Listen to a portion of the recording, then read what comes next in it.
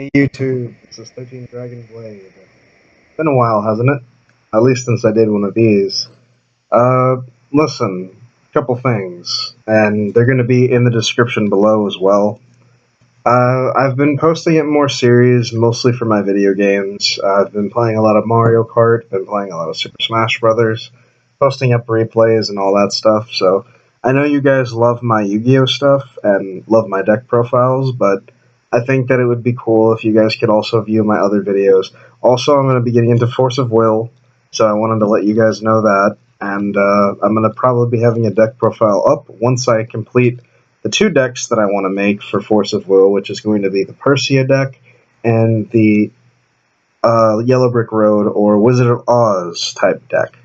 So without further ado, it's been a long time since I actually did this deck, so I'm going to be showcasing it again. It's Traptrix Hands, or Traptrix, just kind of all around. They're a good deck. These are a good set of monsters, and I'll just go right into the profile. So what you want to do is run 3 Mermelio. This is a Traptrix deck, and you have, trap holes to search, so it's very good.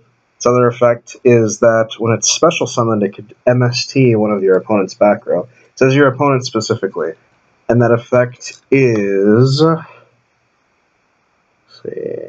Yep, it is mandatory. You have to destroy one of the things, so... That and he's level 4, so that's really good. You want to run 3 of him because he searches out your trap hole cards that we play. Then I went back to the 2 Dianaya. I took out the 2 Tengu for this. I kind of missed Dianaya because Dianaya was a play that you could make for Soul Charge, and she can get back Mermelio, so she's really good. She's a 17 beater, which is already pretty decent. Her effect is when she's normal summoned, she can special summon a Traptrix from the graveyard, and when she's special summoned, she can bring a trap hole back to the graveyard and keep it for a turn before it vanishes from the field. So her effect is very handy, and of course she's a level 4, so you can use her with that, and she's a plant, so that helps Dichotomy. Then we run 2 pairs, we run 2 fire and 2 ice. I used to run 3 and 3, but I felt that they were really, really cloggy, and honestly 2 is just enough for the format. Just having 3 seems like a bit too much. I'd prefer just having 2 and 2. They still do the job just as well, and you can always recycle them with Fire Dichotomy, and Emerald if you have it. In this deck profile, sadly to say, my Emerald did get stolen, so I apologize that Emerald is not going to be in this deck profile, but in future ones maybe. 2 Jiraigido, pretty good hand trap, also another 4 you can summon, special summon, actually. And to be honest with you, I needed more 4s, so Jiraigido just seemed like the way to go. Jiraigido's effect is really good too. During the battle step, you can special summon him. When you do special summon him, gain 1,000 life points, so that's always good. His other effect is you can tribute him off to target one face-up monster on the field and give it 1,000 attack. Is it permanently? Until their next turn. So they'll keep the attack for 2 turns, so your opponent can't ram into a monster, or you can use it, and the good thing of it is its honest-like effect can be used during any player's turn. So Jiraigido is really, really good in that aspect. Being able to have Mermelio become 26 so it can get over, a big beater, or a pretty normal beater. 2 Maxi. Maxi is just another draw card, and Maxi is just really good right now. PK Fire and BA being a thing, I like having 2 Maxi to kind of slow their plays down a little bit. And we have, these are the one-ofs. We play 1 Sky Cavalry of the Reptilier. Just a good card for Pendulums. He's pretty big too, he's 18. And he's a level 4, so I really liked him actually. This is one of the few Pendulum monsters I actually like, because he's very simple to use and he's just to the point. You don't really have to worry about, using his other effect. Then we have 1 Thunder King, Ryo. It's just still a good card, 19's pretty big, and his effect is still amazing. It's a sad face that he's still not back at 3 yet, because he's really not that powerful. I haven't seen really a lot of decks that run him. First turn Thunder King kind of hurts some decks, but yeah. 2 tech choices. Obviously, I got my Ghost Ogre back. This is the new one that Chris ended up pulling for me in my, Premium Gold set. And I finally got it back. I missed the secret rare one, but this will do just as good. And then I have Droll and Lockbird. I took out the third Tengu for this, and I'm kind of just testing it, but in all of my testing, it's been a really good main deck. It's just a card that you discard to stop your opponent from adding cards to their hand. Also, if they draw, that also counts as carding cards from their hand. So it's a little better than Thunder King in that aspect. It's just a really nice stun to keep your opponent from not doing anything for a turn, which is really handy. Alright, so that's the monsters. Now we're going to go to the spells. The monster count, I believe, is 17. Yeah, it's 17. Alright, so 17 monsters, just, again, pretty basic. Now we're going to go to the spells. Spells are Pot of Dichotomy. This is just obvious. You have a lot of different types in the graveyard.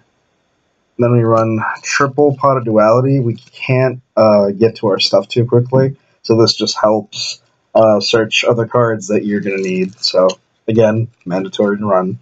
One Soul Charge, because Soul Charge is Soul Charge. There's really not much to say about it.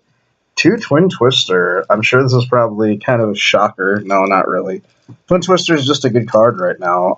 Being able to discard one card doesn't really hurt you. Just make sure that you obviously get rid of the 2 traps that they have, 2 spells that they have, whatever. It's good to get rid of multi-back rows, and trust me, I really, really didn't want to get rid of my secret MSTs, but these are also hollow, and I got a pair, so I said, you know, why not? I don't see what's wrong with Twin Twister. I think that it's a really good card. Then 2 Forbidden Lance and a Raigeki. Lance is just really good. I've always liked Lance, so this is just a no-brainer. And Raigeki, because it's Raigeki, it's the only non-shiny spell I have. I want to get its secret. But for now, I'm just going to have to deal with it the way that it is. So that's the spell count. The spell count's not too hefty. Okay. I would say it's around the same length as the monsters.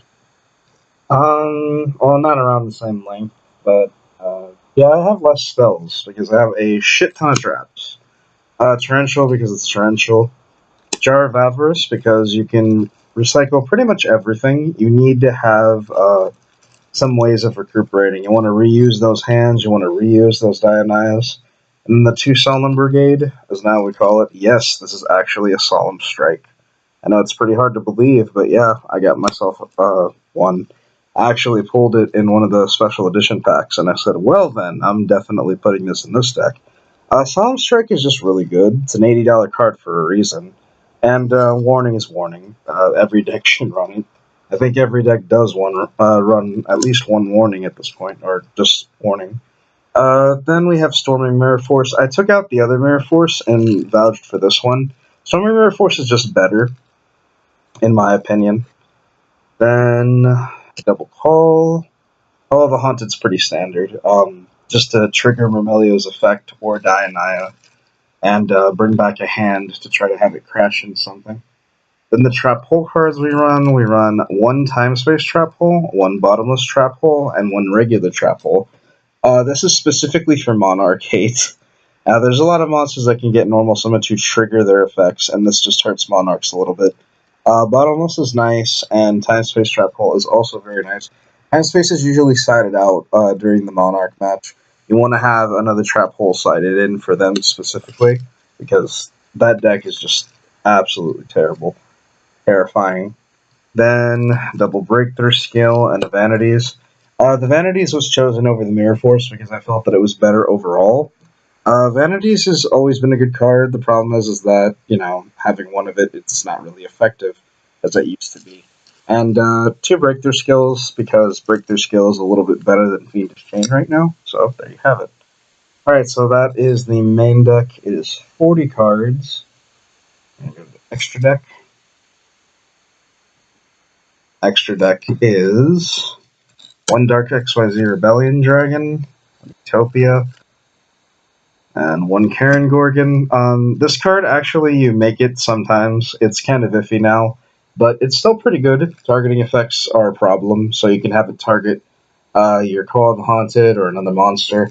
It just helps. Ragna Zero, again, kind of an iffy choice right now, but it's not terrible. I still like it.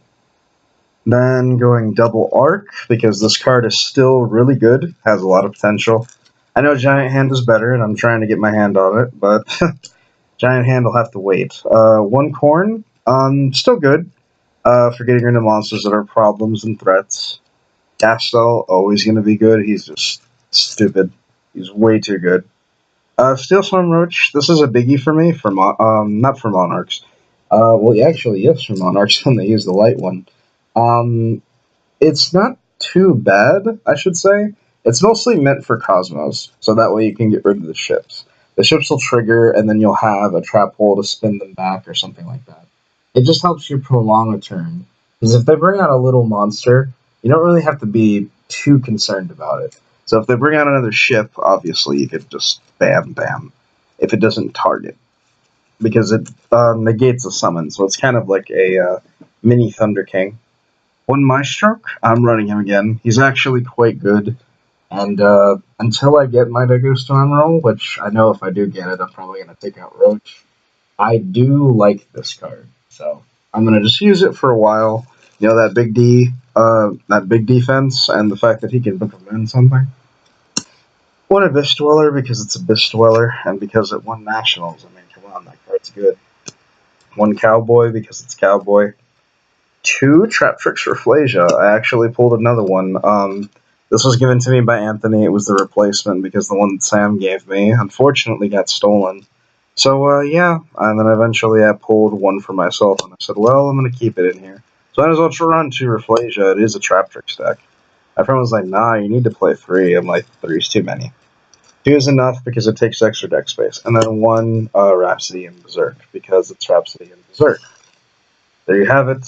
And as I said, YouTube, in this particular video, I'm going to be showing in the description all of the links that you can check out for different things on my channel, such as my Smash Brothers series, which is 1v1 Madness, and my Mario Kart 8 Highlights series. This is when I go online or deal with CPUs. It really just depends. When I deal with them and just kind of go ham. That's one of the best things of my channel is actually posting replays and playing games. So yeah, as much as you love my Yu-Gi-Oh stuff, I still play video games. I'm not all Yu-Gi-Oh'd out. So this is 13 Dragon Blade signing off.